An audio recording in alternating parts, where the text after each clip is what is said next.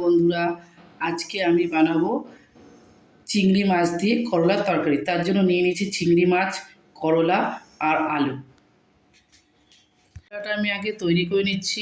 দিচ্ছি এখানে একটু ধনে, জিরে, শুকনো লঙ্কা।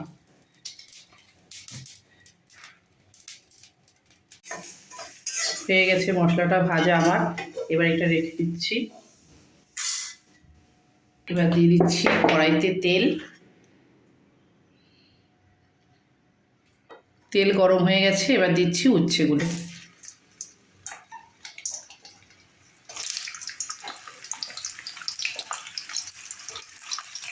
উচ্ছেগুলো আমি ভালো করে ভেজে নেব।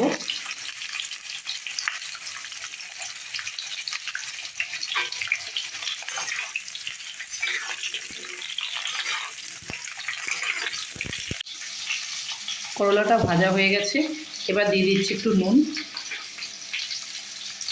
হলুদ দিয়ে আরেকটু ভালো করে ভেজে নেব।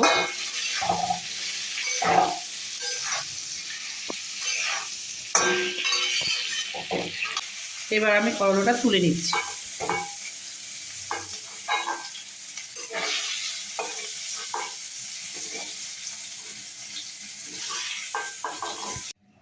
এবার আমি চিংড়ি মাছটা ভেজে নেব।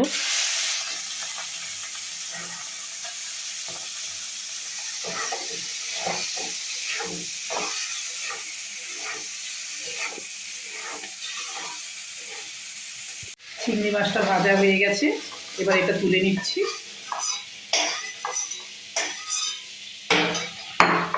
ওই তেলের মধ্যে দিয়ে দিচ্ছি দুটো তেজপাতা, দুটো শুকনো লঙ্কা আর একটু জিরে।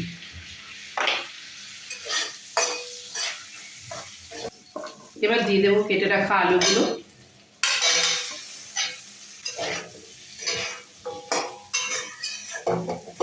আলুটা আমি ভালো করে ভেজে নেব।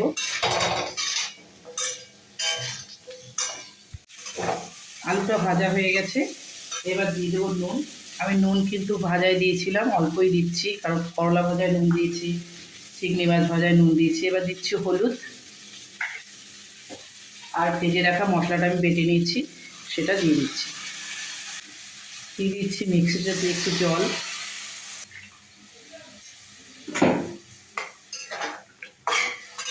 তো মশলাটা একটু কষিয়ে নেব। আলুটা কষানো হয়ে গেছে, এবার দিয়ে দেব ভেজে রাখা চিংড়ি মাছ আর করলা।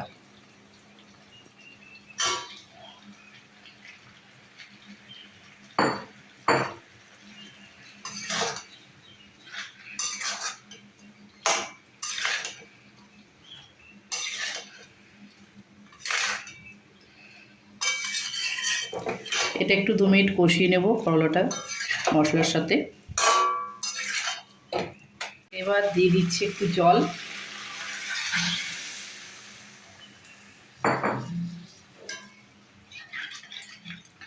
তরকারিটা মাখা মাখা হবে, আমি অল্প করে জল দিয়েছি।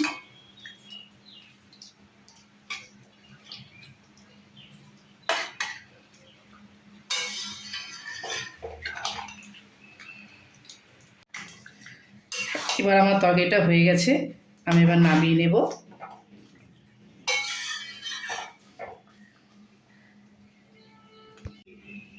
আমার রান্নাটা হয়ে গেছে। আপনারা একদিন এইভাবে বাড়িতে করে খেয়ে দেখবেন। ভালো লাগলে লাইক, কমেন্ট, শেয়ার করবেন।